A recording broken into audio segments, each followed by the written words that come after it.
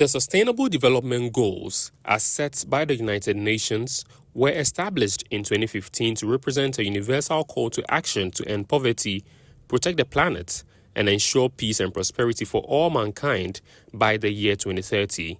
However, after 15 years, some countries, including Ghana, are lagging behind in achieving these goals. In view of this, Ghana will be hosting this year's Action Summit, where the government, together with its partners and other stakeholders, will plan how to fast-track processes and get back on track after significant setbacks. The presidential advisor on the SDGs, Dr. Eugene Owusu, is hopeful of a positive reaction after the summit. Crucially, these challenges are acutely undermining prospects for achieving the goals. This notwithstanding, friends, we cannot despair and throw the baby out with the bathwater, as the saying goes. We continue to have abundant opportunities in the SDGs to address these challenges and to foster inclusive and sustainable development across our continent and to give our world a fair chance of achieving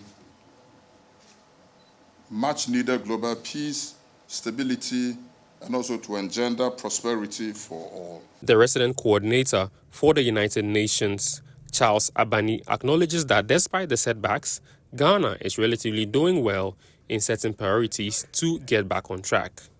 We know, even from the 2020 reports, that Ghana is missing $43 billion worth of investments that are required. And that was before COVID even came along and took us further off track. And that was before some of the global crises that we see that continue to impact Ghana. So sustainable finance and a conversation about how we ensure that we have a financial system that enables developing countries, however you define them, low income, middle income, lower middle income, emerging economy, that they have the resources and the fiscal space to actually deliver on the aspirations that they have as countries. Unless we crack that nut, we'll be going nowhere. At the core for Ghana will be economic transformation. I often say to people, and I say it here, and this is my official position, Ghana is a development context. It is no longer buffeted by the basics of humanitarian existence.